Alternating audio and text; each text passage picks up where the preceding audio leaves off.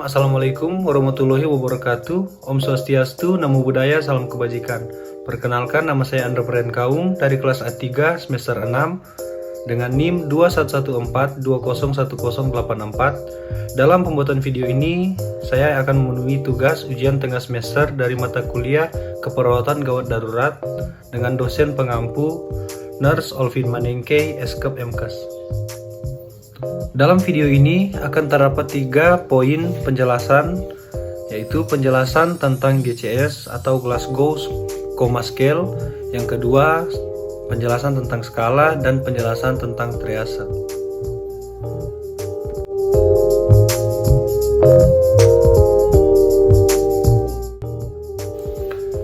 Yang pertama, kompos mentis. Kompos mentis adalah kondisi pasien yang sadar sepenuhnya dan mampu merespon instruksi petugas medis dan lingkungan dengan sangat baik. Nilai skala GCS untuk tingkat kesadaran kompos mentis adalah 15-14. Yang kedua, apatis.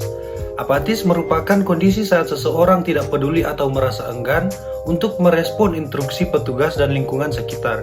Nilai GCS pada tingkat kesadaran ini yaitu 13-12. Yang ketiga, delirium. Delirium adalah menurunnya tingkat kesadaran yang disertai dengan penurunan kemampuan motorik. Kondisi ini ditandai dengan pasien yang mengalami gangguan siklus tidur, gelisah, disorientasi, kacau, hingga meronta-ronta. Nilai GCS pada tingkat kesadaran ini yaitu 11-10. Yang keempat, somnolen. Somnolen adalah kondisi mengantuk yang cukup dalam tetapi masih bisa dibangunkan melalui rangsangan seperti mengajaknya berbicara. Namun, ketika rangsangan tersebut berhenti, pasien akan kembali tertidur. Nilai GCS pada tingkat kesadaran ini adalah 9-7. Yang kelima, sopor. Sopor merupakan kondisi mengantuk berat yang dialami oleh pasien dan hanya dapat dibangunkan melalui rangsangan nyeri. Meskipun begitu, pasien yang berada pada tingkat kesadaran ini tidak bisa memberikan respon verbal secara baik. Nilai GCS pada kondisi sopor adalah 6-5. Yang keenam, semikoma atau koma ringan. Semikoma adalah kondisi pasien yang tidak dapat memberikan respon pada rangsangan verbal, bahkan tidak dapat dibangunkan sama sekali. Namun, jika diberikan rangsangan pada mata, kornea, dan pupil, pasien masih memberikan respon yang baik. Nilai GCS untuk kondisi tersebut adalah 4. Yang terakhir, koma. Koma adalah kondisi pasien dengan penurunan tingkat kesadaran yang sangat rendah. Dalam kondisi ini, pasien tidak memberikan respon apapun terhadap segala rangsangan nyeri. Adapun nilai GCS untuk kondisi tersebut adalah 3. Cara mengukur skala tingkat kesadaran sebagai berikut. Yang pertama, membuka mata. Spontan, pasien membuka matanya tanpa stimulus eksternal, skor 4. Dengan perintah, pasien membuka matanya saat diberi perintah, skor 3. Dengan nyeri, pasien membuka matanya saat diberi rangsangan nyeri seperti tekanan pada ujung jari, skor 2. Tidak ada respon, pasien tidak membuka matanya sama sekali, skor 1. Yang kedua, ada respon verbal. Berorientasi, pasien sadar dan dapat menjawab pertanyaan atau mampu mengidentifikasikan diri di mana mereka berada dan tanggal pada saat itu dengan benar, skor 5. Bingung, berbicara mengacau atau berulang-ulang, mengalami disorientasi tempat dan waktu, skor 4. Kata-kata yang tidak jelas, dapat berbicara tetapi tanggapan terhadap pertanyaan tidak masuk akal, skor 3. Suara, pasien hanya mengeluarkan suara tanpa arti, skor 2. Tidak ada respon, pasien sama sekali tidak mengeluarkan suara, skor 1. Yang ketiga, respon motorik. Mengikuti perintah, pasien dapat mengikuti perintah sederhana, skor 6. Lokalisasi rasa sakit. Pasien dapat melokalisasi sumber rangsangan nyeri dan secara sengaja menjauh dari sesuatu yang menekan, skor 5. Fleksi normal. Hanya menjauh dari sumber tekanan karena refleks, skor 4. Fleksi abnormal, salah satu tangan atau keduanya menekuk saat diberi rangsangan nyeri, skor 3. Ekstensi abnormal, pasien meluruskan anggota tubuhnya secara abnormal saat diberi rangsangan nyeri. Tidak ada respon, pasien tidak menunjukkan respon motorik sama sekali, skor 1. Kategori sistem triase terdiri dari yang pertama, kategori merah atau gawat darurat. Pasien dengan kategori merah adalah pasien prioritas pertama yang membutuhkan pertolongan segera. Contoh pasien dengan kategori ini adalah pasien cedera kepala berat, luka bakar tingkat 3, serangan asma akut, serangan jantung, atau syok anafilaktik.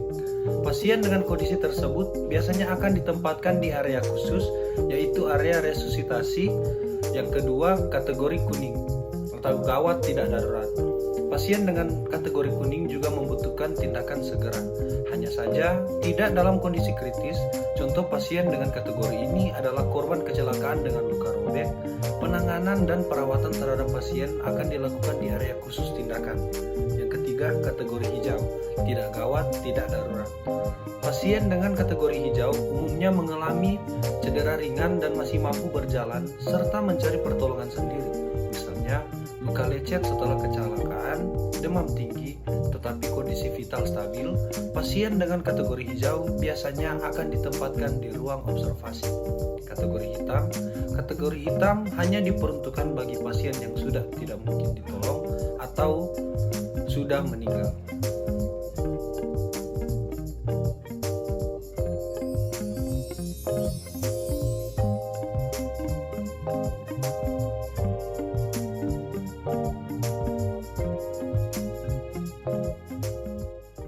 Selamat datang di Universitas Pembangunan Indonesia Manado yang terletak dekat dengan kawasan bisnis Bahu Mall Manado. Tempatnya di Kelurahan Bahu, Lingkungan 3 Manado, sangat strategis di pusat kota Manado. Dibangun di atas lahan seluas 2,5 hektar, Universitas Pembangunan Indonesia Manado berdiri megah dengan ruangan 7 lantai, terdiri dari ruangan kelas, ruangan kantor, perpustakaan, laboratorium komputer, laboratorium keperawatan, pengadilan semu, dan laboratorium bahasa, kantin, serta rooftop di lantai atas.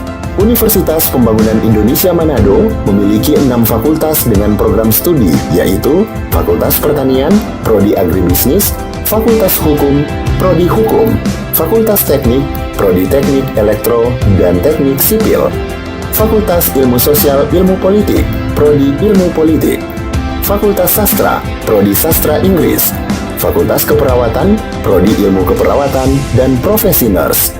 Didukung oleh sumber daya manusia yang berkompeten dan tersertifikasi, Universitas Pembangunan Indonesia Manado memiliki dosen dan tenaga kependidikan dengan latar belakang S2 dan S3 lulusan dalam dan luar negeri. Proses belajar mengajar dilaksanakan dengan teknologi informasi merujuk perkembangan dunia modern saat ini, dilakukan dengan sistem e-learning dan sistem ujian online atau ULAIN. Hasil tracer student Universitas Pembangunan Indonesia Manado dan fakultas menyebutkan lulusan UNPI sudah tersebar di dalam dan luar negeri.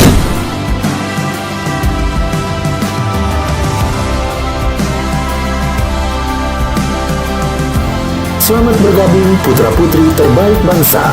Kembangkan dirimu, raih cita-citamu setinggi bintang di langit.